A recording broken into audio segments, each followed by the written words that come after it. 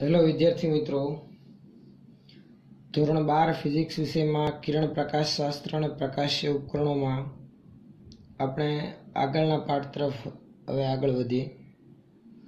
Last video લેક્ચરમાં આપણે ઉદાહરણ 2 ધ્યાનમાં લીધેલા હતા. લેન્સ મેકર્સના સમીકરણ આધારિત પાઠ્યપુસ્તકમાં આપેલા 2 ઉદાહરણ આપણે 9.8 અને 9.9 ધ્યાનમાં લીધા.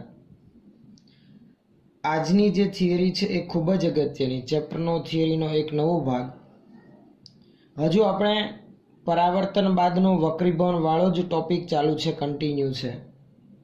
પરંતુ આજની થિયરીમાં આપણે વક્રીભવન ધ્યાનમાં લેવાનું છે, પ્રિઝમ દ્વારા થતું પ્રકાશનું વક્રીભવન. ફરી એક વખત જરાક યાદ કરાવી દો, આજની થિયરી શું છે આપણી? પ્રિઝમ દ્વારા વક્રીભવન. તો જરાક હેડિંગ આપી રાખીએ આપણે.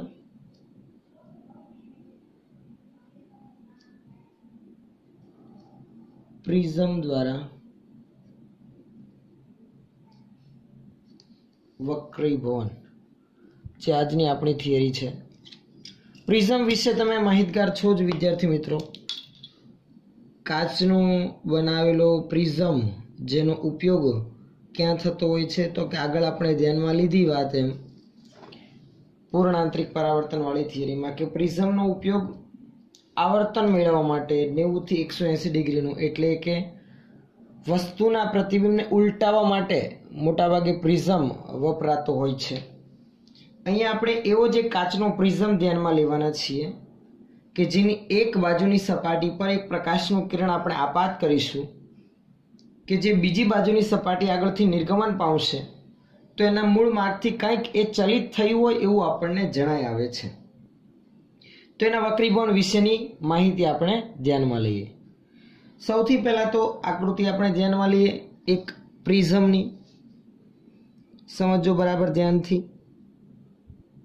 એક આપણે ત્રિકોણ પ્રિઝમ ધ્યાનમાં લઈએ. કાટકોણ પ્રિઝમ કે સમબાજુઓ કોઈ ઉલ્લેખ નથી કરતા હમણાં આપણે. નોર્મલી કોઈ એક પ્રિઝમ આપણે ધ્યાનમાં લઈએ.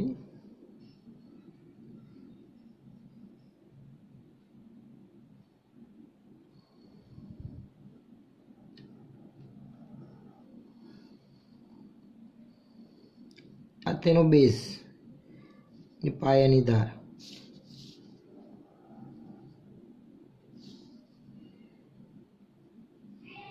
આ એની એક તરફની બાજુ, આ બીજી બાજુ અને આ પાયો.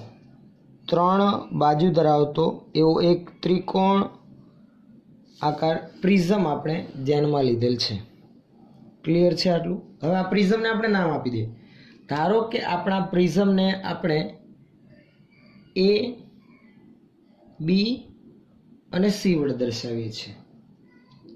મિત્રો આકૃતિ ખૂબ જ સમજવી અગત્યની છે આ થિયરીમાં. પ્રિઝમ AB ની સપાટી પર એક શ્વેત પ્રકાશનું કિરણ અથવા તો કહી શકાય એક રંગી એક પ્રકાશનું કિરણ આપણે આપાત કરીએ. ધારો કે એ પ્રકાશનું કિરણ કંઈક આ પ્રમાણે આપાત થાય છે. જે બિંદુ પાસે આપાત થશે ત્યાં આપાત કોણ માપવા માટે આપણે સપાટીને શું દોરીશું? લંબ દોરીશું. ચાલો, આ તો પહેલા આપાત કિરણ. આપાત કિરણને નામ આપી દે મિત્રો P.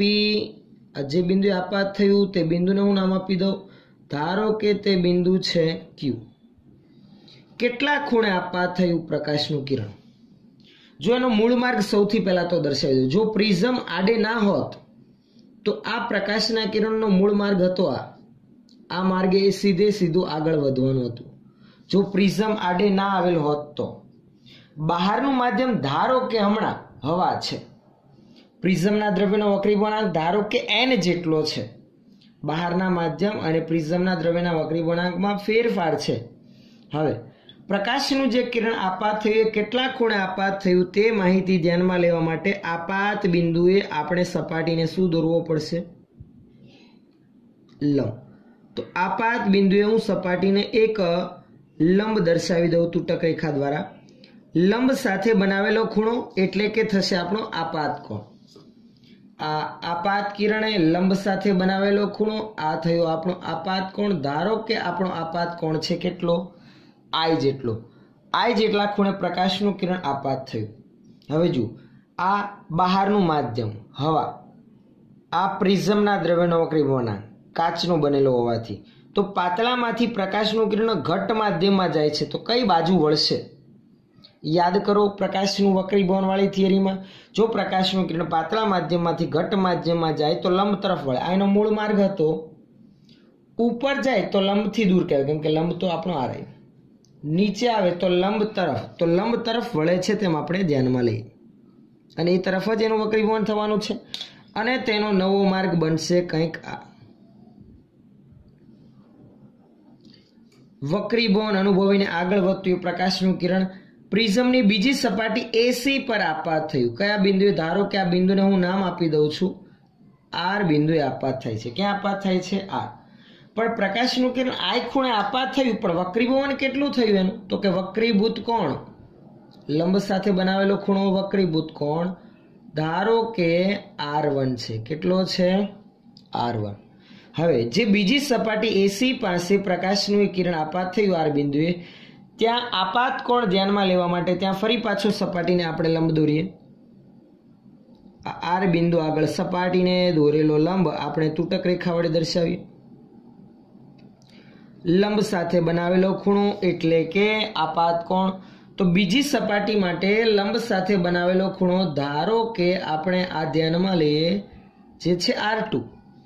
તો આ એસી સપાટી માટે આપાત કોણ R2 થશે. આ તેનો મૂળ માર્ગ છે. જુઓ, જો બીજી સપાટી ના હોત એટલે પ્રિઝમમાં હોવાની તો છે જ, પણ એનો મૂળ માર્ગ હતો આ. હવે જો માધ્યમ પાછું બદલાતું ના હોત, આ પ્રિઝમનું જ દ્રવ્ય હોત તો એનો મૂળ માર્ગ આ જ રહેવાનો હતો, પણ ફરી પાછું માધ્યમ બદલાય છે. ઘટ્ટમાંથી ક્યાં જાય છે? પાતળા માધ્યમમાં. તો પાતળામાંથી ઘટ્ટમાં જાય તો લંબ તરફ વળે, પણ ઘટ્ટમાંથી પાતળામાં જાય તો લંબથી દૂર. જો એનો મૂળ માર્ગ આ લંબ ઉપર વાળું તો લંબ તરફ, નીચે વાળું તો લંબથી દૂર, તો હવે તેનો મૂળ માર્ગ કરતા ચલિત થવાથી લંબથી દૂર તરફ વિચલન અનુભવે છે અને એનો નવો માર્ગ બને છે ધારો કે આ. ખ્યાલ આવે છે? પી ક્યુ આર અને એસ. આ નિર્ગમન કિરણ, આ આપાત કિરણ, આ નિર્ગમન કિરણ, આ પ્રવેશતું કિરણ, આ બહાર નીકળતું કિરણ. આ મૂળ માર્ગ હતો, આ તેનો નવો માર્ગ છે. પહેલા કરતા કંઈક વિચલિત થયું. જુઓ, આ એનો મૂળ માર્ગ હતો અને હવે તેનો નવો માર્ગ આટલો છે. કેટલું વિચલન અનુભવે છે દેખાય આવે છે. આ મૂળ માર્ગ અને આ નવા માર્ગ વચ્ચેના ખૂણાને શું કહેવાય? વિચલન કોણ. આટલું વિચલિત થયું પ્રિઝમના કારણે પ્રકાશનું કિરણ. તો એ વિચલન કોણની માહિતી આપણે મેળવવા માટે આ નવા માર્ગને હું પાછળ લંબાવું તૂટક રેખા દ્વારા, તો એ મૂળ માર્ગને ક્યાંક છેદે છે. ધારો કે તે બિંદુને આપણે નામ આપી દઈએ M, આ બિંદુને આપણે નામ આપીએ N. તો આ જે મૂળ માર્ગ હતો PQM અને અહીંયા કંઈક નામ આપી દે ધારો કે X, આ મૂળ માર્ગના બદલે હવે તેનો નવો માર્ગ આ છે. દેખાય આવે છે? સમજણ પડે છે? તો મૂળ માર્ગ સાથે નવા માર્ગે બનાવેલા ખૂણાને આપણે કહીશું વિચલન કોણ. જે વિચલન કોણને શેના વડે દર્શાવ્યા? આપણે ડેલ્ટા વડે. તો આ ડેલ્ટા છે આપણો કુલ વિચલન કોણ. મિત્રો ધ્યાન આપજો, પ્રથમ AB સપાટી દ્વારા કેટલું વિચલન થયું? તો આ મૂળ માર્ગ હતો એના દ્વારા તો આટલું વિચલન થયું. હા કે ના? સિમ્પલ છે. તો એ વિચલન કેટલું છે? ધારો કે Δ1. એટલે કે પ્રથમ AB સપાટી દ્વારા પ્રકાશનું કિરણ Δ1 જેટલું વિચલન અનુભવે છે, જ્યારે બીજી સપાટી AC દ્વારા પ્રકાશનું કિરણ કેટલું વિચલન અનુભવે છે? તો કે આ મૂળ માર્ગ હોત પણ બીજી સપાટીના દ્વારા આ લીધે આટલું વિચલન અનુભવ નીચે વળ્યું, તો એ વિચલનને આપણે દર્શાવીએ Δ2 વડે. અને નવા નિર્ગમન કિરણે લંબ સાથે બનાવેલો ખૂણો નિર્ગમન કોણ, જેને આપણે દર્શાવીએ કેટલો છે? E જેટલો. સમજણ પડે છે? આકૃતિમાં ખ્યાલ આવે છે? હું એક અલગ કલરની લાઈન દર્શાવું છું જે આપણા પ્રકાશના કિરણનો ઓરિજિનલ માર્ગ છે. સમજો, તમને ક્લિયર આકૃતિમાં ખ્યાલ આવે એ હેતુથી, બીજો કોઈ જેનો ઉદ્દેશ નથી. એટલે એક્ઝામમાં તમે જ્યારે પણ આકૃતિ દોરો ત્યારે તમારે આ પ્રમાણે કોઈ અલગ કલરથી દર્શાવવાની જરૂર નથી, આપણે સમજવા ખાતર. તો આ રીતે પ્રકાશનું પ્રિઝમ દ્વારા શું થાય છે? વક્રીભવન થાય છે અને આ વક્રીભવન દરમિયાન એક કંઈક વિચલન ઉદ્ભવે છે અને એ વિચલન કેટલું છે? અહીંયા ડેલ્ટા જેટલું છે. પ્રથમ સપાટી દ્વારા Δ1, બીજી સપાટી દ્વારા Δ2 જેટલું. હવે જરાક ધ્યાન આપજો, જો આ ખૂણો Δ2 હોય તો આ પણ કેટલો થશે? Δ2 થશે કે નહીં? હા, જુઓ અભિકોણની જોડ, આ લાઈન અને આ લાઈન એકબીજાને અહીંયા આર આગળ છેદે છે તો આ Δ2 તો આ પણ Δ2. આઈ હોપ કે લગભગ આકૃતિમાં દરેક વિદ્યાર્થી મિત્રોને ખ્યાલ આવતો હશે. ધારો કે બહારના માધ્યમના વક્રીભવનાંકને હું n1 વડે દર્શાવું અને પ્રિઝમના દ્રવ્યના વક્રીભવનાંકને હું n2 વડે દર્શાવું છું. તો હવે પ્રિઝમ દ્વારા થતા વક્રીભવન માટે વિચલન કોણ ડેલ્ટાની ગણતરી માટે આપણે હવે આગળ વધીએ. વિગતવાર આપણે માહિતી ધ્યાનમાં લેતા જઈએ તો સૌથી પહેલા તો આપણે માહિતી ધ્યાનમાં લીધી એમ કે પ્રિઝમની AB સપાટી પર આપાત થતું પ્રકાશનું કિરણ કેટલા ખૂણે આપાત થાય છે? I ખૂણે, અને R1 જેટલા ખૂણે વક્રીભવન અનુભવે છે. તો લખી રાખીએ. અહીં એક શ્વેત પ્રકાશનું કિરણ, શ્વેત અથવા તો એકરંગી એમ કહી શકાય, શ્વેત પ્રકાશનું કિરણ પ્રિઝમ કયો ધ્યાનમાં લીધેલો છે? ABC ની કઈ સપાટી? AB સપાટી પર I ખૂણે આપાત થાય છે અને R1 જેટલા ખૂણે વક્રીભવન અનુભવે છે. એટલે કે AB સપાટી પર I જેટલા ખૂણે આપાત થતા R1 જેટલું તેનું વક્રીભવન થાય છે. હવે એ વક્રીભૂત કિરણ AC સપાટી પર આપાત થાય છે કેટલા ખૂણે? R2 ખૂણે, અને તેનું નિર્ગમન કેટલા ખૂણે થાય છે? E જેટલા કોણે. લખી રાખીએ. હવે તે જ પ્રકાશનું કિરણ બીજી સપાટી AC પર R2 જેટલા ખૂણે આપાત થઈને E જેટલા કોણે શું અનુભવે છે? વક્રીભવન અનુભવે છે. વક્રીભવન અથવા તો કહી શકાય E જેટલો એનો નિર્ગમન કોણ. સમજણ પડે? આ આપાત કોણ કહેવાય? નિર્ગમન કોણ. નિર્ગમન એટલે કે એને ભેદીને નીકળી જવું. તો આ આપાત કોણ છે અને એ નિર્ગમન કોણ છે. હવે જરાક ધ્યાન આપજો, જે પ્રથમ સપાટી આગળ પ્રકાશનું કિરણ આપાત થયું એ Δ1 જેટલું વિચલન અનુભવે છે અને બીજી સપાટી AC ના લીધે એ જ પ્રકાશનું કિરણ Δ2 જેટલું વિચલન અનુભવે છે. લખી રાખીએ. અહીં આપાત પ્રકાશનું કિરણ પ્રથમ સપાટી AB દ્વારા Δ1 અને બીજી સપાટી AC દ્વારા Δ2 જેટલું વિચલન અનુભવે છે. આથી ટોટલ વિચલન કોણ કેટલો થયો? ડેલ્ટા. જે Δ1 અને Δ2 ના સરવાળા જેટલું થશે ને એમ પણ ખ્યાલ આવે છે. જુઓ આ ત્રિકોણ MQR માટે ડેલ્ટા બહિષ્કોણ, આથી ડેલ્ટા બરાબર Δ1 પ્લસ Δ2. આથી આમ લખી શકાય ડેલ્ટા બરાબર Δ1 પ્લસ Δ2. સાદી સિમ્પલ રીતે એમ પણ ખ્યાલ આવે છે કે પહેલી સપાટી દ્વારા Δ1, બીજી દ્વારા Δ2, ટોટલ વિચલન ડેલ્ટા જેટલું છે. અને બાકી ગણિતની દ્રષ્ટિએ પણ આપણને ખબર પડી જાય છે કે અહીંયા કુલ વિચલન ડેલ્ટા એ Δ1 અને Δ2 ના સરવાળા જેટલું છે. આ સમીકરણ નંબર આપણે 1 આપી રાખીએ. આપણે આ ડેલ્ટા મેળવવું છે. હવે એના માટે જુઓ, જરા ધ્યાન આપજો. એક ચતુષ્કોણ આપણે ધ્યાનમાં લે ડેલ્ટાની ગણતરી માટે, AQNR. એમાં આ તો લંબ દોરેલા છે બે, એટલે આ ખૂણો Q અને ખૂણો R એ 90 ડિગ્રી છે, એટલે 90 ને 90 180. તો પ્રિઝમનો એક કોણ એટલે કે પ્રિઝમ કોણ A અને બીજો ખૂણો QNR નો સરવાળો 180 થશે, કેમ કે ચતુષ્કોણના 4 ખૂણાનો સરવાળો કેટલો આવે? 360. 2 90 ને 90 180, તો બાકીના બેનો સરવાળો 180 થવો જોઈએ. તો લખી રાખીએ.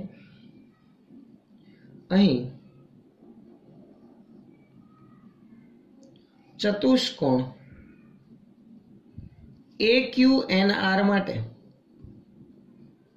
ખૂણો AQN અને ખૂણો ARN, AQN અને ARN કેટલા છે? 90 ડિગ્રી છે. આથી આપણે આમ લખી શકાય, ખૂણો A પ્લસ ખૂણો QNR બરાબર કેટલું થશે? 180 ડિગ્રી. અને આપણે સમીકરણ નંબર 2 આપી રાખીએ. ચલો, આટલામાં ખ્યાલ આવે છે. હજુ એક બીજો ત્રિકોણ ધ્યાનમાં લઈ જુઓ, QNR ને સમાવતો QNR ત્રિકોણ. ત્રિકોણના 3 ખૂણાનો સરવાળો 180. હવે ત્રિકોણ QNR માટે R1 પ્લસ R2 પ્લસ ખૂણો QNR બરાબર 180 થશે. અને સમીકરણ નંબર આપણે 3 આપીએ. સમીકરણ નંબર 2 અને 3 પરથી જુઓ, જમણી બાજુ 180 તો ડાબી બાજુના પદનો સરખામણી પણ થઈ શકે. ખૂણો QNR આમાં પણ છે, આમાં પણ છે, સરખામણી કરીશું તો કેન્સલ, તો બાકી રહેલું પદ બનશે આવું. આથી લખી શકાય સમીકરણ 2 અને 3 પરથી QNR કેન્સલ થઈ જાય, તો ખૂણો A અથવા તો માત્ર A બરાબર R1 પ્લસ R2 આપણે લખી શકીએ. આ એક અગત્યનું આપણને પરિણામ મળ્યું, ખૂબ જ અગત્યનું એક પરિણામ. A બરાબર R1 પ્લસ R2. સમીકરણ નંબર આને આપી રાખીએ કેટલું? 4. સમજણ પડે છે કઈ રીતે આવ્યું? ધ્યાનમાં લીધેલા ચતુષ્કોણમાં 2 ખૂણા 90 90 180 થતા હતા ટોટલ, તો બાકીના બેનો સરવાળો 180 થાય. એ જ એક ખૂણાને સમાવતો ત્રિકોણ QNR માં R1 R2 અને ખૂણા QNR નો સરવાળો પણ 180 થાય. જમણી બાજુના પદ સરખા હોવાથી ડાબી બાજુના પદની પણ આપણે સરખામણી કરી, તો એમાં QNR સરખો હોવાથી કેન્સલ. તો A બરાબર R1 પ્લસ R2. આટલે સુધી ક્લિયર છે? હવે ધ્યાન આપજો બીજું કે જે આપાત કોણ I છે એના માટે એક અભિકોણની જોડ બને. જુઓ, એક આ માર્ગ અને એક આ આપાત બિંદુએ દોરેલો લંબ. આ બાજુનો ખૂણો I જેટલો હોય તો આ બાજુનો આ ખૂણો પણ I જેટલો થાય, પરંતુ અહીંયા બે ખૂણા આવી ગયા, Δ1 ને R1, એટલે કે અભિકોણની જોડ આધારિત I બરાબર Δ1 પ્લસ R1 બનશે, જેમાંથી આપણને Δ1 ની કિંમત મળશે. હા કે ના? ચાલો એ લખી રાખીએ, ખાસ ખબર પડે છે ને? અહીં આપણે સીધું જ નોંધી શકીએ આકૃતિ પરથી I બરાબર કોના જેટલું મળે છે? Δ1 પ્લસ R1. આપણે Δ1 ની કિંમત અહીંયા મૂકવી છે, તો Δ1 ને હું કરતા બનાવું માટે Δ1 બરાબર I માઇનસ R1.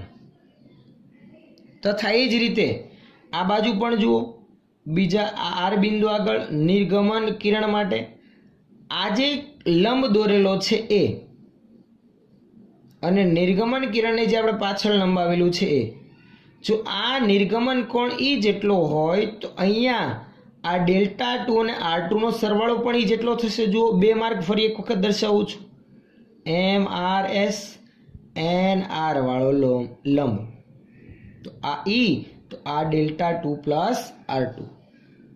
તથા લખી રાખીએ E બરાબર Δ2 પ્લસ R2. આમાં આપણે કરતા બનાવવાનો છે Δ2 ને. ચાલો Δ2 ને કરતા બનાવો, તો Δ2 બરાબર E માઇનસ R2. આ બંનેનો ઉપયોગ આપણે સમીકરણ નંબર 1 માં કરીએ. બંનેની કિંમત સમીકરણમાં 1 માં મૂકું છું, બરાબર.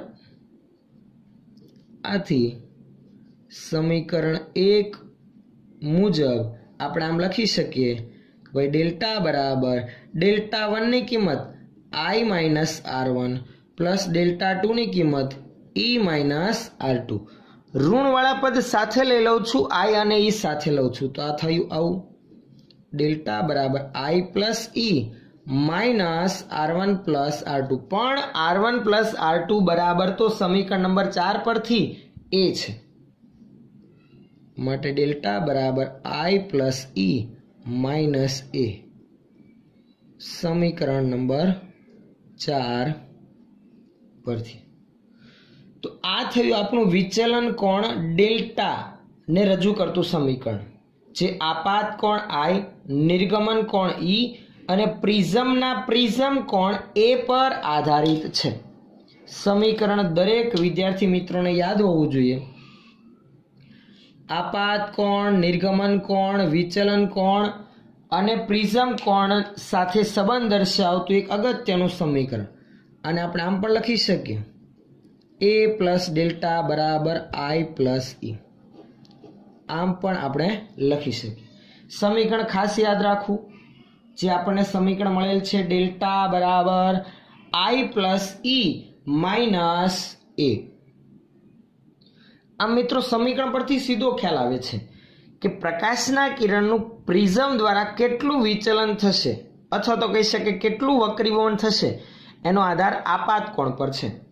આપાત કોણ i ના જુદા જુદા મૂલ્ય માટે વિચલન કોણ ડેલ્ટાનું મૂલ્ય પણ જુદું જુદું મળશે। તો એના માટેનો એક આલેખ તૈયાર કરવાનો છે। કોના વિરુદ્ધ કોનો આલેખ? આપાત કોણ i માટેનો જુદા જુદા મૂલ્ય માટે મળતા વિચલન કોણ ડેલ્ટા માટેનો આલેખ એટલે કે ડેલ્ટા વિરુદ્ધ i નો એક આલેખ જે આપણે ધ્યાનમાં લઈએ। સમજો બરાબર। જે આલેખ તમને પાઠ્યપુસ્તકમાં દર્શાવેલ છે જે કંઈક આ પ્રમાણે મળે છે।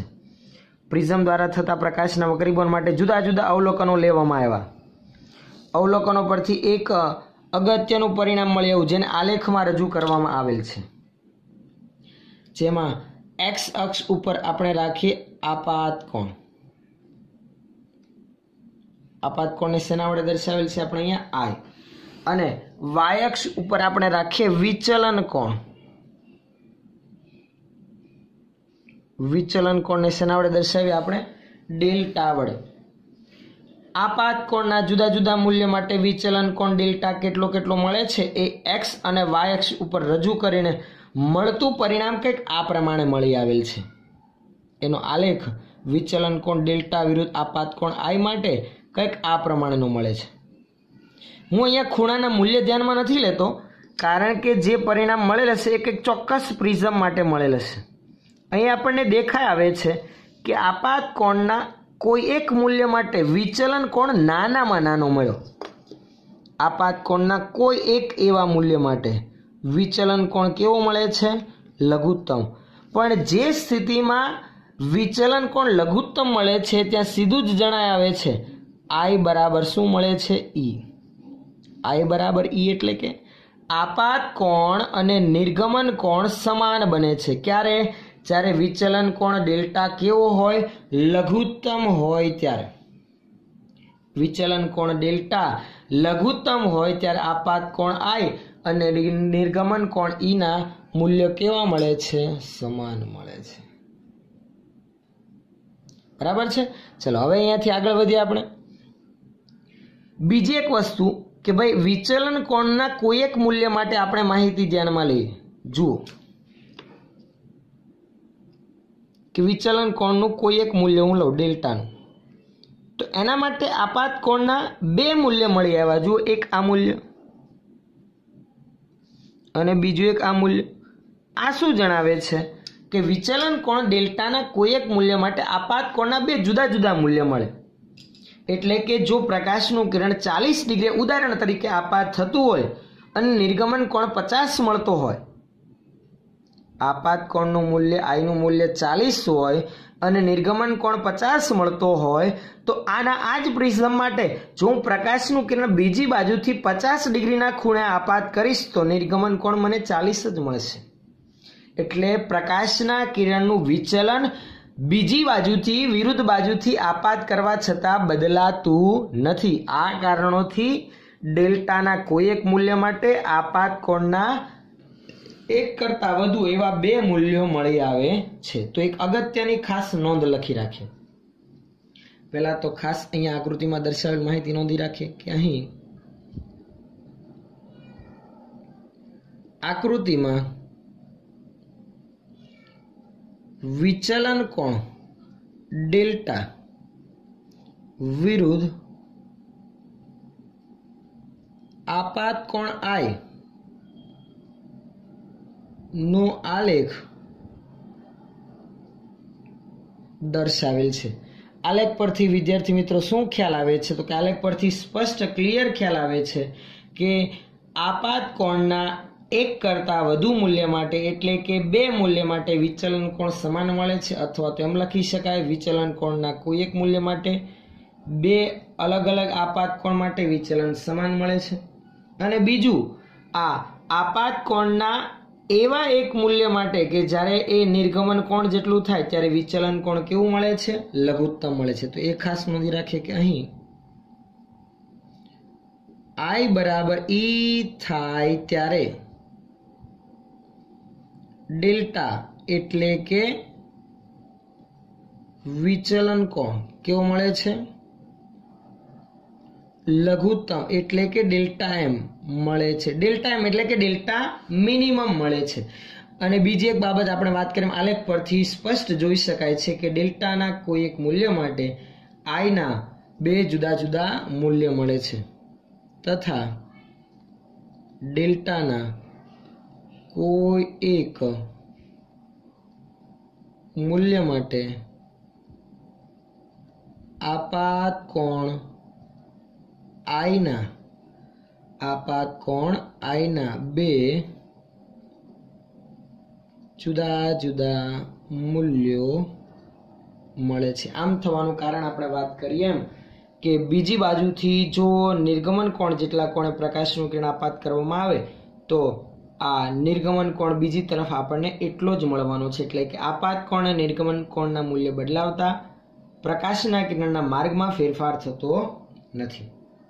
હવે એ લઘુત્તમ વિચલનની સ્થિતિ આપણે ધ્યાનમાં લઈએ. આ પોઝિશનને આપણે ધ્યાનમાં લેવાની છે કે જ્યારે I બરાબર શું છે? E છે. એવી સ્થિતિમાં વિચલન કોણ ડેલ્ટા એમ જેટલો છે. તો આ લઘુત્તમ વિચલનની સ્થિતિ આપણે ધ્યાનમાં લઈએ. લખી રાખીએ કે લઘુત્તમ વિચલન માટે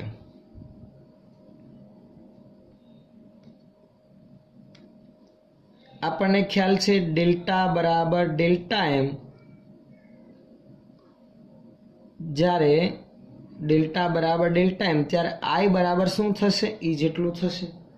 લઘુત્તમ વિચલનની સ્થિતિ માટે આ શરત ખાસ યાદ રાખવી કે જ્યારે ડેલ્ટાનું મૂલ્ય ડેલ્ટા એમ જેટલું થશે એટલે લઘુત્તમ બનશે ત્યારે આપાત કોણ અને નિર્ગમન કોણ કેવા થશે?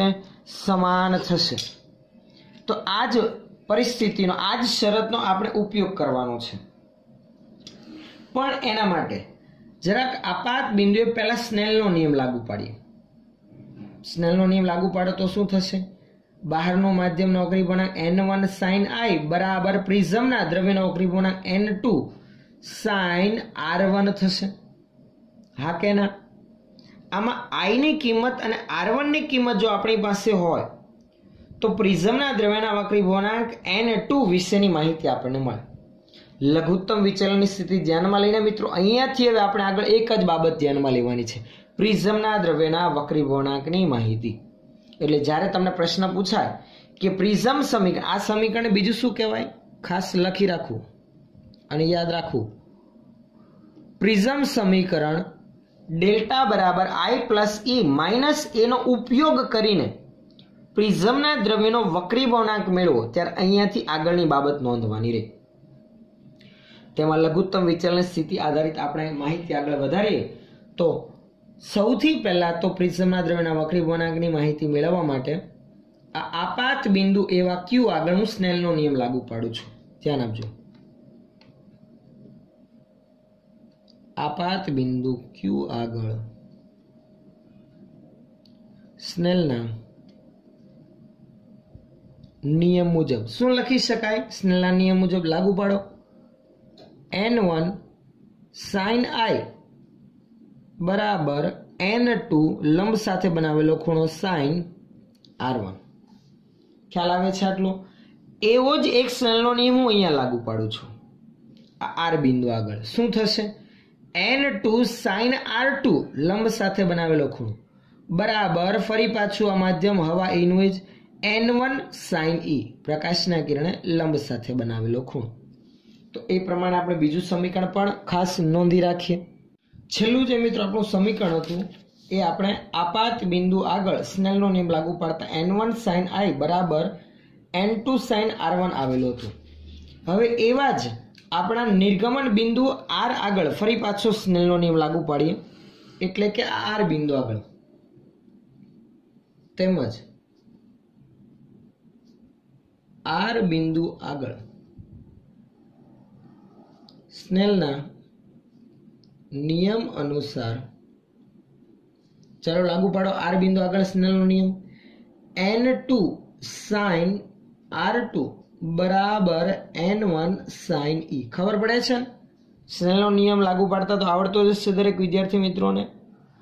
માધ્યમના દ્રવ્યનો વક્રીભવનાંક ગુણાકારમાં તે માધ્યમમાં પ્રકાશના કિરણે લંબ સાથે બનાવેલો ખૂણો, આ છે આપણો લંબ સાથે બનાવેલો ખૂણો r2, એનું સાઇનનું મૂલ્ય sin r2. એ જ રીતે બીજા માધ્યમમાં આ પ્રકાશનું કિરણ લંબ સાથે બનાવેલો ખૂણો e, માધ્યમનો વક્રીભવનાંક n1 sin e. હવે તમે જરાક જોશો તો અહીં આપણે પહેલા જ ઉલ્લેખ કર્યો કે અહીં ડેલ્ટા બરાબર ડેલ્ટા એમ એટલે કે લઘુત્તમ વિચલન માટે i બરાબર e. જો i અને e સમાન હોય તો આપણું સમીકરણ હતું આગળનું આવું, આ i અને i સમાન હોય એટલે e ની જગ્યા પર જો હું i લખી દઉં તો n1 sin i n1 sin i. જો બે પદ સરખા તો બાકીના બે પદોની પણ હું સરખામણી કરી શકું. એમ n2 કેન્સલ તો sin r1 બરાબર sin r2. આથી r1 બરાબર કેવું મળે? r2 મળે આપણને. આ સ્નેલના નિયમ પરથી સીધો ખ્યાલ આવ્યો. બરાબર છે? ચાલો સમજણ પડી ગઈ? ઓકે ચાલો હવે આગળ ધ્યાન આપજો. તો r1 બરાબર આપણને કેવું મળી આવ્યું? r2 મળી આવ્યું. જો r1 બરાબર r2 હોય તો આપણે આમ લઈએ કે r1 બરાબર r2 બરાબર r માટે a બરાબર r1 પ્લસ r2 એટલે કે r પ્લસ r એટલે કે 2r. તો આનો અર્થ એવો થયો ને r બરાબર r1 બરાબર r2 બરાબર શું થઈ જશે? a/2. આ બે સામેની બાજુ છેદમાં એટલે r બરાબર a/2, પણ r એટલે તો r1 બરાબર r2 આપણે ધ્યાનમાં લીધેલ છે. તો એક અગત્યનું પરિણામ આ આપણને મળ્યું કે r1 અને r2 હું a/2 જેટલા લઈ શકું. ચાલો બીજી એક બાબત હવે આપણે ધ્યાનમાં લઈએ.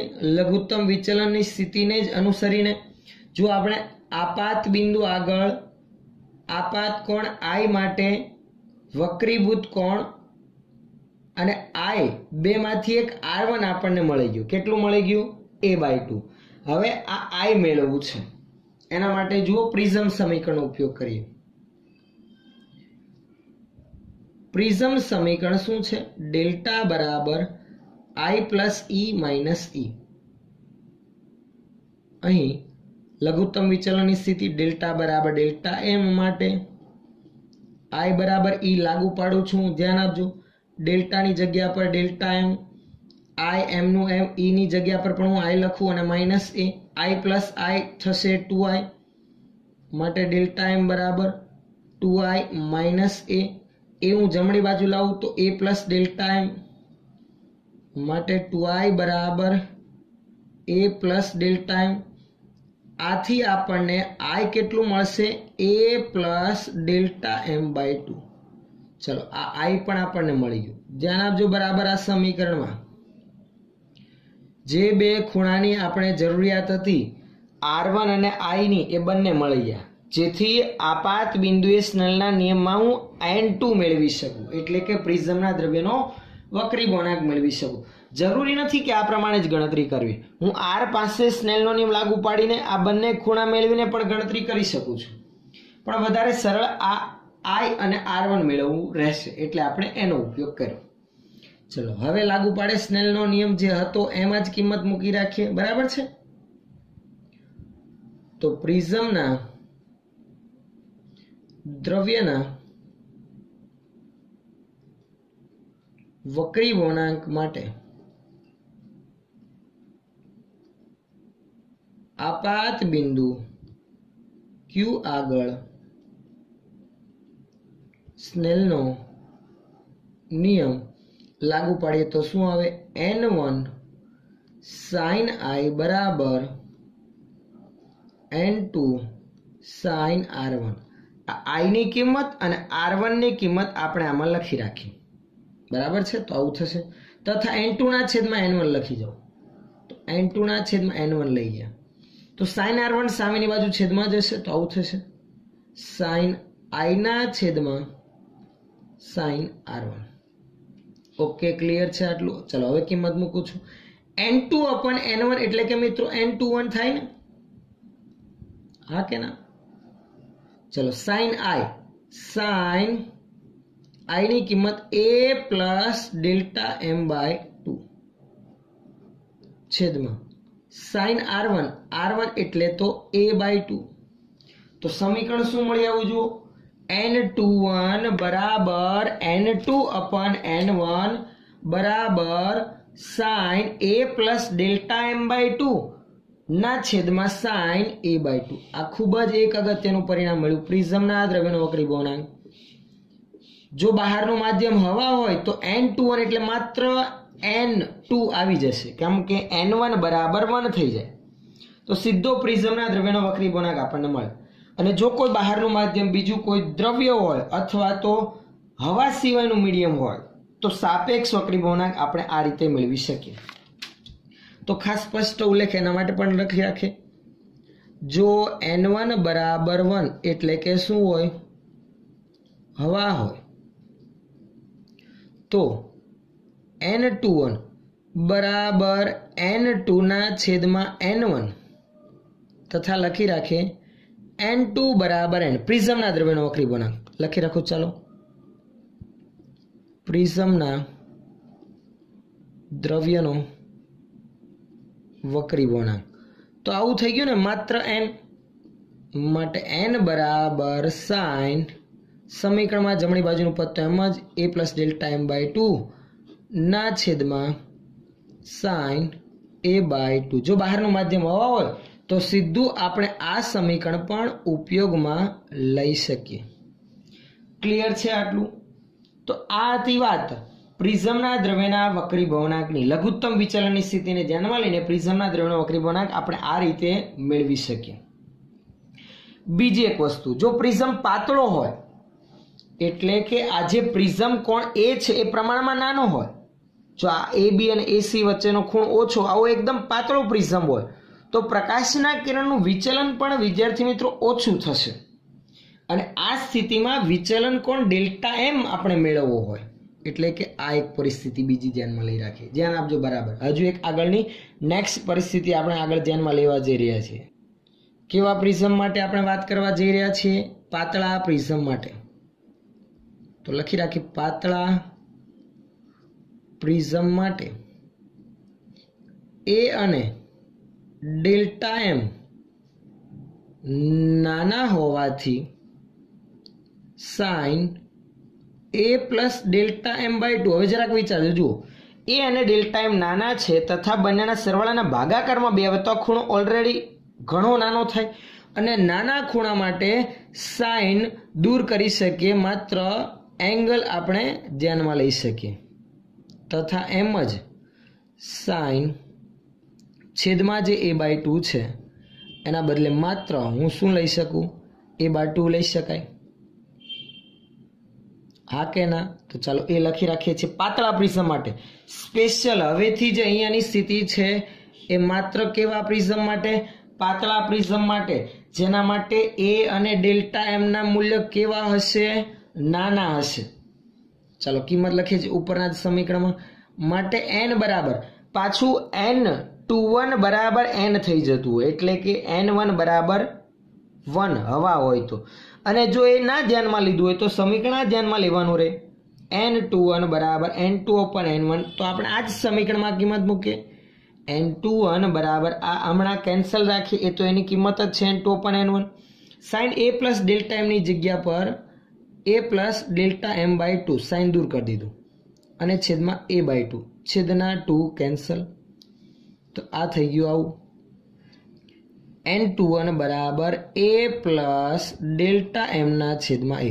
ચાલો એ બંનેને છેદમાં આપીએ તો n21 બરાબર a અપન a 1 plus delta m અપન a.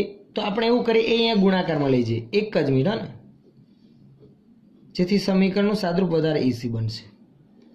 એ ગુણાકારમાં લઈ જાઓ તો n21 ઇન્ટુ a બરાબર a પ્લસ ડેલ્ટા m. આપણે તો લઘુત્તમ વિચલન કોણ ડેલ્ટા m જ મેળવવો છે પાતળા પ્રિઝમ માટે. તો ડેલ્ટા m ને હું કરતા બનાવું તો હવે આ a સામે જાય તો પ્લસનું થઈ જશે માઇનસ, તો આવું થશે n21 into a minus a. હવે એ કોમન કાઢી નાખું તો લઘુત્તમ વિચલન કોણ પાતળા પ્રિઝમ માટે સમીકરણ મળી ગયું આપણને આવું. ડેલ્ટા m બરાબર a ઇન્ટુ n21 માઇનસ 1, જ્યાં n21 બરાબર n2 અપન n1 લખી રાખીએ, જ્યાં n21 બરાબર n2 અપન n1. સ્પેશિયલ માત્ર પાતળા પ્રિઝમ માટે, ખાસ માત્ર પાતળા પ્રિઝમ માટે, જેના માટે પ્રિઝમ કોણ a અને ડેલ્ટા m નાના હોય. પ્રિઝમ કોણ a નું મૂલ્ય જ્યારે a નું મૂલ્ય લેસ ધેન 10 ડિગ્રી હોય. સ્પેશિયલ આ એક અમુક પરિસ્થિતિ કે જેથી આપણને ખ્યાલ આવી જાય કે આ પાતળો પ્રિઝમ છે. જ્યારે પ્રિઝમ કોણનું મૂલ્ય 10 ડિગ્રી કરતાં નાનું હોય એવી સ્થિતિમાં આપણે આ લઘુત્તમ વિચલન કોણ વાળું સમીકરણ એ સ્પેશિયલ પ્રિઝમ માટે આપણે લાગુ પાડી શકીએ. તો આ હતી વાત મિત્રો પ્રિઝમ દ્વારા થતા પ્રકાશના વક્રીભવનની. બે બાબત આપણે આમાં ધ્યાનમાં લીધી. એક પ્રિઝમ સમીકરણ આપણે ધ્યાનમાં લીધું જે હતું a પ્લસ ડેલ્ટા બરાબર i પ્લસ e, અને બીજું પ્રિઝમના દ્રવ્યનો વક્રીભવનાંક આપણે મેળવો લઘુત્તમ વિચલનની સ્થિતિ ધ્યાનમાં લઈને. અને પાતળા પ્રિઝમ માટે એક અગત્યની સ્પેશિયલ પરિસ્થિતિ ધ્યાનમાં લીધી કે લઘુત્તમ વિચલન કોણનું સમીકરણ ડેલ્ટા m બરાબર a ઇન્ટુ n21 માઇનસ 1 સ્વરૂપે આપણને મળ્યા. નેક્સ્ટ જ્યારે પાછા મળીશું આપણે ત્યારે અહીંયાથી આગળની થિયરી માટે આપણે આગળ વધીશું. બીજી એક બાબત વિદ્યાર્થી મિત્રો, જે આપણે વિડીયો લેક્ચરમાં ભણીએ છીએ તેની PDF નોટ તમને ડિસ્ક્રિપ્શનમાં મળી જશે, જેથી તમે તમારી નોટબુકમાં સરળતાથી નોંધી શકો. ઓકે.